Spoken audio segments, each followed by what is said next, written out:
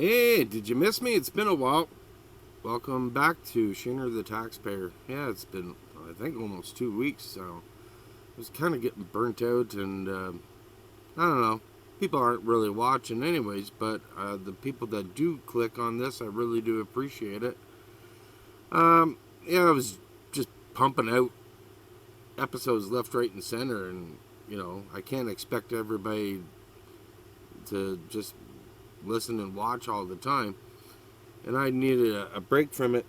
Um, I was having conversations with friends and stuff that were a friend, basically, that was liberal, and he does this usual liberal thing, saying, "Oh, you're in an echo chamber," and then the next day, this lady on the screen, Michelle Ferrari, she did a quick video about how liberals accuse conservatives about being in an echo chamber, and I guess both sides are, really, because you're not going to change one side's opinion. But I do know that a lot of liberal people, supporters, don't like to deal with facts.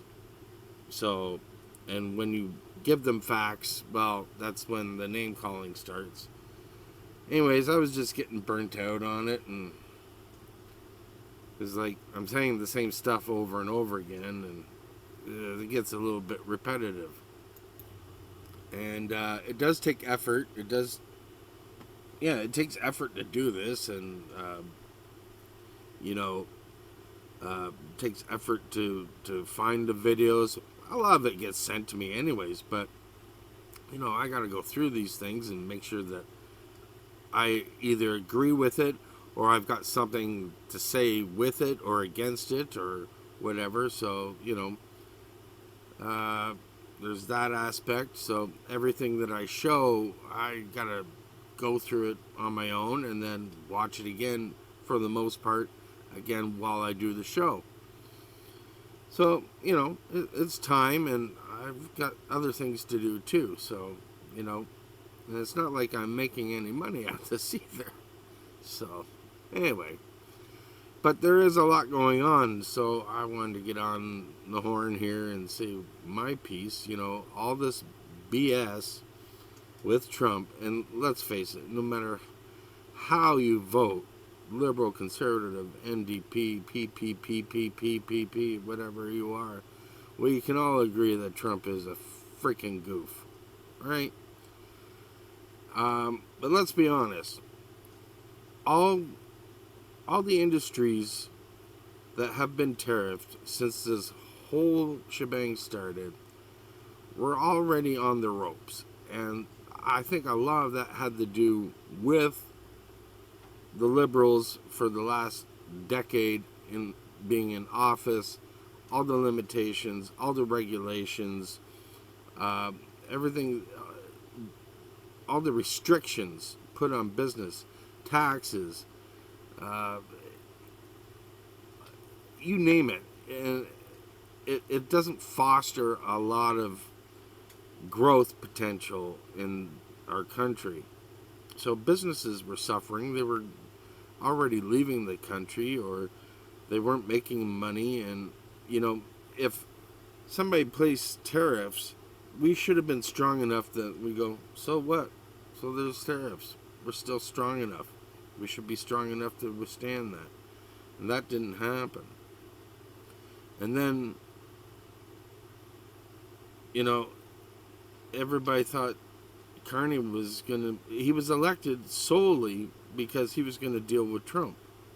He was the man to handle Trump. He was going to get the deal. It was supposed to be a year ago. Still hasn't happened. And, Trump's going to just keep bashing us. I don't think, and I'm going to be all over the place. Doug Ford's an idiot. I don't think you go right back and start causing more issues. The problem has been all along is Carney and the liberals have not gotten back to the table, since the bargaining table, since October. It's all fallen apart. The Americans have been saying it. If you don't watch any news other than CBC or CTV, then you don't have a clue about it. I watch clips from all over the place, and it's out there. You just got to find it. And I show it on this show. And other podcasts show it on their shows. It's out there. And the U.S. ambassador to Canada, Pete Hoekstra, he's been on countless podcasts here in Canada and news sources, and saying the same thing, that they have been waiting for Canada to come to the bargaining table. They had stuff already that they could agree upon, and they made a list of the irritants, and nothing has been done since. Ever since Doug Ford sent those, paid for those ads in the U.S., nothing has happened. Canada has said, oh, we'd like to talk, but they don't talk. They haven't sent proposals. They're bamboozling everybody, saying that they are, but they're not. The U.S. hasn't received any proposals. There's no work going on. And Trump is forcing our hand, and he should be, in a way, but not this way. I mean, this is stupid, and this is going to harm a lot of people. I got a video that I'm going to play in a bit where this affects 5% of businesses and stuff, and it's really going to hurt them. And it's nonsense. And it could have been prevented a long time ago, over a year ago, if Carney had just done what he promised he was going to do and get the deal done. He was the man for the job. He's the man for a crisis. We were in a crisis. Oh my God, the world's going to end. We're in a crisis. Crisis, crisis, crisis. Threat, threat, threat. He's done nothing. Not a fucking thing.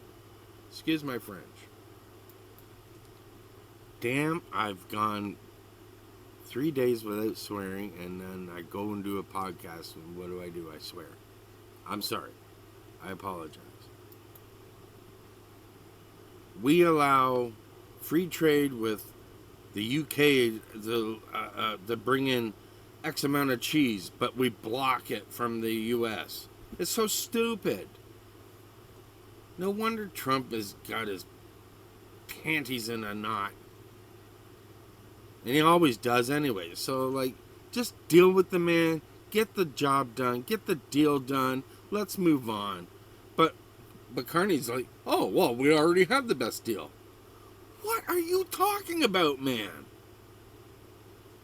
We're either in a crisis or we got the best deal. Well, obviously, we don't have the best deal now, do we? And then we got to get into the whole bridge thing, which, you know, in the U.S., they don't even give a shit about the bridge. Most Americans don't care about anything going on in Canada. But to us, it means the whole wide world. Well, there's a rant for you. I've been bottling this up for a couple of weeks. Swig of coffee for my fellow working Canadians. My goodness. So anyways, over the last couple of weeks, I've been saving different news things and clips, and I guess a lot of it's old by now, so I'll go through it. I forget even what I have. So let's just wing it. But this is the latest video from Michelle Ferrari, and this has to do with the Gordie Howe Bridge. Let's give her a listen. Well, we've got a bit of a problem. If we're going to create unity in this country, we need some truth. So the Liberal whip is Mark Gerretsen. He's a member of Parliament for Kingston and the Islands. The Liberal Prime Minister is Mark Carney. Mark Carney came out and lied about the agreement with the Gordie Howe Bridge. Pierre Poilievre called him out on it. Mark Gerretsen then went on to call out Pierre for misleading the public. Poilievre says Canada gave away half the toll revenue on the new Gordie Howe Bridge. But that's flat out wrong. Nope, not flat out wrong at all, Mark. In fact, it's 100% true. Here's the actual situation. Canada paid for the bridge up front. That part is true. And originally, Canada was going to collect tolls to recover that cost over time. But the new agreement, it doesn't split revenue, it splits profits. No, it doesn't. So either Mark hasn't seen the agreement either, like the rest of Canadians, or he's lying. But we now know that government officials have actually confirmed that it is 100% splitting the revenue. There's a massive difference there. Revenue is every dollar that comes in. Profit is what's left over after the expenses. Expenses like operations, maintenance, staffing, even paying down the bridge debt itself. Mark, you're the whip. Like, you're supposed to be like in charge here of your Liberal caucus and like communications of what people say. It actually, literally, the agreement says it's not going to pay down debt servicing costs. You're a liar, Mark, and you called Pierre a liar. So you need to apologize. You need to delete, and you guys need to get your shit together and talk to your government officials and learn how to run a damn country. So before you decide if this is a terrible deal, ask yourself, are you reacting to the facts or how they were framed to mislead you? You know, there you go. There you go. If Carney would stop globetrotting around the whole planet, how much gas is that? How much CO2 is that emitting? And spending like $1 million on food in the process. He's going all around the world signing these fake MOUs that doesn't prove to make us a penny.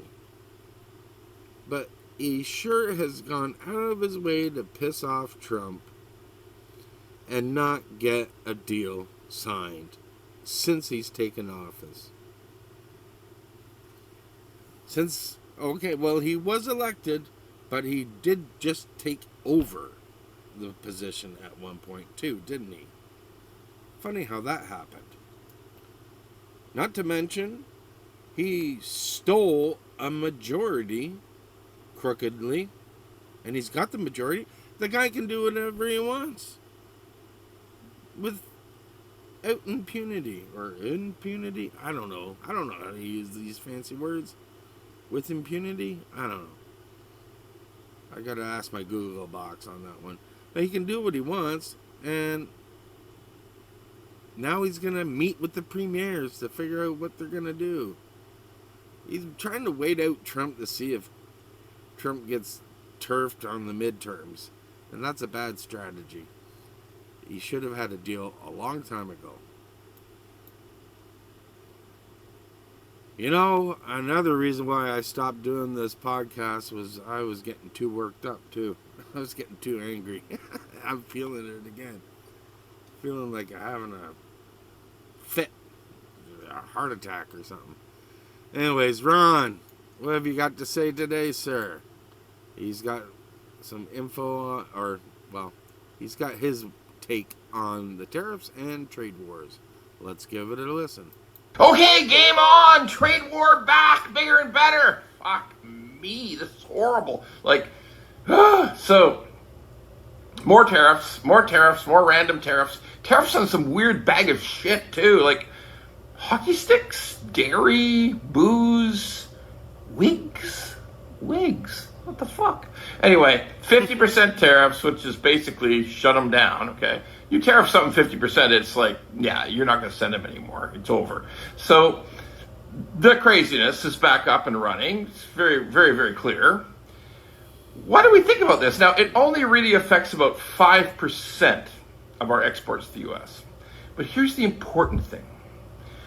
For those people who work in those businesses and the people who own those businesses, that 5% is as serious as a heart attack. It's like 50% tariffs, you're toast. That's it. You're just toast.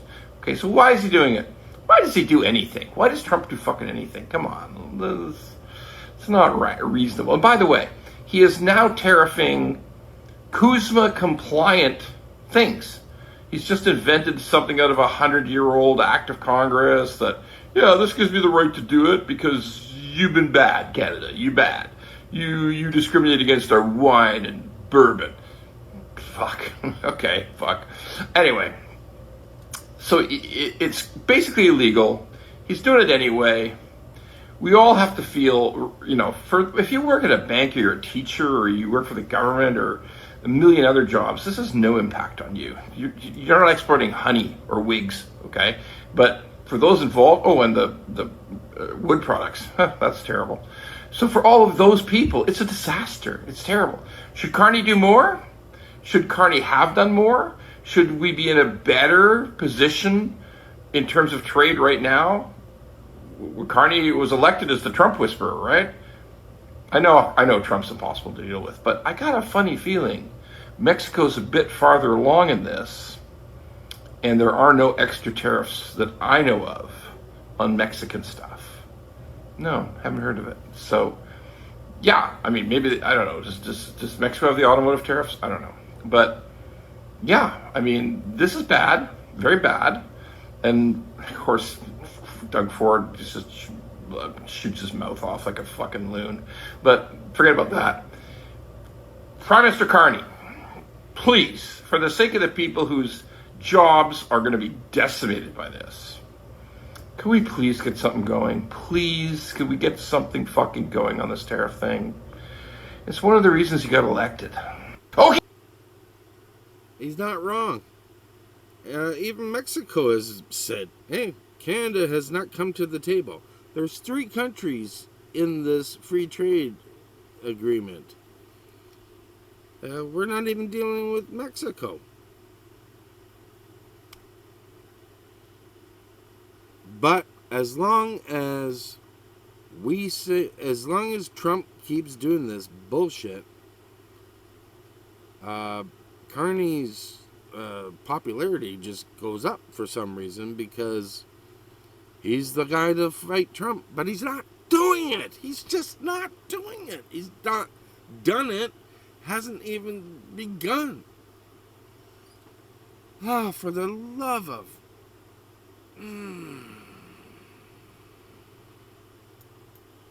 Anyways, moving on. I thought this was interesting to share.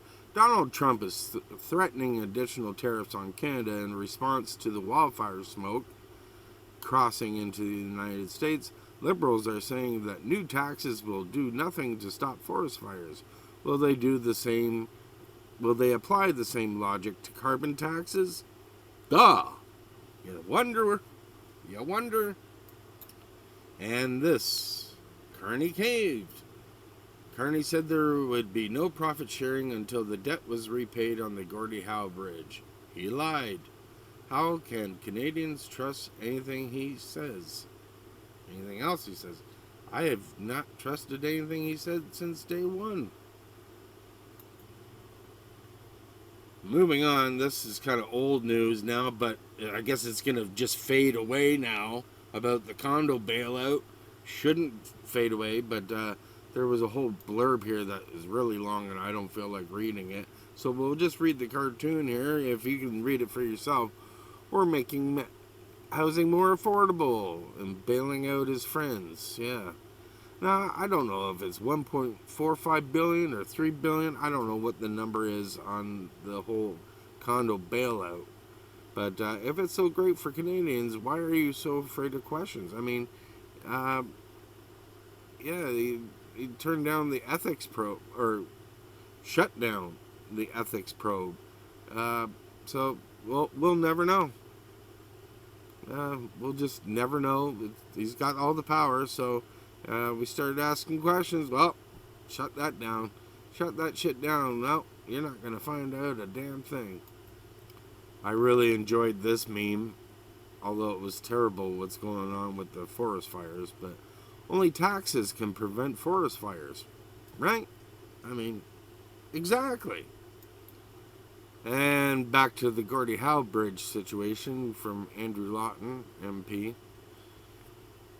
Mark Carney said any sharing of the toll revenue won't happen until all the debt is repaid. This is a lie. His Gordie Howe Bridge deal, quote unquote, forces Canada to give half the net toll revenues after operating costs, not after debt repayment to the U.S. And apparently this is not even accurate, I guess. I don't know. Either way, the U.S. is getting half the frickin' money. Funny how this left the news cycle too.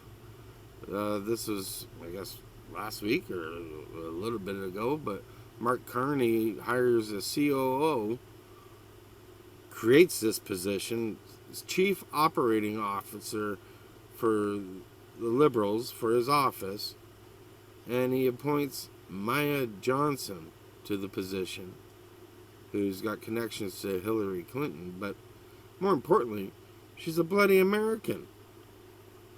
You mean to tell me out of like 40 million Canadians, not one person is eligible for the job, is qualified for the job? You gotta hire an American? Stupid. Okay, and we're moving on. I've got a bit of a video here. I wanted to show this one a few weeks ago, but I didn't do a show. So, if you've seen this, I'm sorry, but if you haven't seen it, well, it's worth. You know what? It's worth watching again. This is fantastic. This is Pierre Poilievre. Just he really gives it to Carney. I love it. This is one of my favorite videos. Good news, everyone. The world is not coming to an end after all. Don't worry, kids, about climate change. Don't worry about taking action on the planet. Enjoy your 10 hours in the car and let the planet burn. This is a big development. After all, over the last decade, Mark Carney's been telling us all that oil and gas was a, quote, existential threat to the planet and climate. In plain English, that means that the world could cease to exist. We're in a climate crisis. You need a plan to get out of it. But in a YouTube video the other day, he changed his mind. In fact, he now says we no longer need to meet our emissions reductions targets at all. The changes we have made will mean that our emissions will be higher in the next few years. Let's recap. Mark Carney wrote a book called Values that pushed bigger and broader carbon taxes and bans on gas vehicles to keep oil and gas in the ground. But if you don't like those values, I guess he's got other ones. He was even the UN's climate envoy, where he pushed a report that said we needed to keep 65% of our oil in the ground. He founded the Net Zero Alliance of banks committed to starving oil and gas of investment. Which is why you need things like GFANs that are relentlessly, ruthlessly, absolutely focused on that transition to net zero. He even said that more people would die of climate change in 1 year than died throughout all of COVID. Of course, he made a fortune peddling this crisis as a corporate power broker. He went around asking governments for handouts for his company's heat pumps and inflated green energy and aviation fuel, driving up the costs and driving out the jobs of workers in the process. Anything to save the world. But now, Carney says, we no longer need to hit our emissions targets. In fact, emissions can go up. The crisis is canceled. It's a miracle. The changes we have made will mean that our emissions will be higher in the next few years. Now, politicians can change their mind. Of course, they flip-flop from time to time. But going from saying that oil and gas will end the world to saying emissions can go up is the flip-flop of all flip-flops and right before pancake season. So here's the question. Was it ever really about saving the planet? Or was it crying crisis to tax more, regulate more, and control more? Either way, surely we can all relax now that the world is safe. No, no, no, no, no. He's declared there's a new crisis, which will once again require more power for government, more money for insiders, more handouts, bailouts, and carve-outs for the club, and more taxes, debt, and inflation for you. Need proof? He's still planning to boost the industrial carbon tax by 500%. What does that mean? It means more than a 6 times increase in the industrial price of carbon from its effective level. And a newly renamed carbon tax at the pump will rise to 17 cents a liter for you. And all Trudeau's anti-development laws remain on the books. There are 500 projects that his government continues to block. Meanwhile, your groceries cost more. Your mortgage is up. Your paycheck is worth less. But cheer up. The world isn't ending anymore. So hit share and tell your friends the good news. So the world's not coming to an end after all. How does that sound to you? Awesome. That's terrific, eh? Very good. We're going to be all right. This is freaking classic. And that's pretty much how conservative people feel. I've been feeling that all along. For crying out loud. Oh, thank you, Pierre. Well, we're at the end of the show now. It's our favorite time. Stanley, I've missed you. It's been so long, brother. Alrighty. Here we go. Let me pull up the first joke. Let me get the soundtrack ready. It's glitching already. Uh-oh. We're getting glitches. Oh, hold on. Ready? Alright. People say Queen isn't metal. I disagree. Every song they recorded has mercury in them. Delayed reaction. Oh boy. Okay, I think I worked out the bugs. What do you call two monkeys who share an Amazon account? Primates.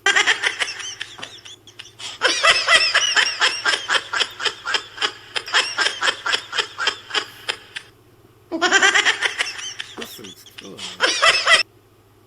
Okay, one last one. Now, are you ready for this? Oh, I can't see it. Them. If April showers bring May flowers, what do Mayflowers bring? Me. Pilgrims. I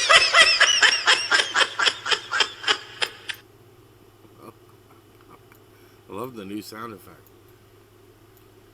Well, we got through another episode. It's been a while, so I really appreciate you sticking with me through this one. If you like this, hit like, subscribe, share, tell a friend, leave a comment. Let me know if you agree, disagree with anything I say or share. Tell me what you like or dislike. Nobody leaves any comments ever, so I don't know what goes on in anybody's heads, but people click on it. So anyways, as always, you have been a dynamite audience, and you deserve to give yourselves a round of applause.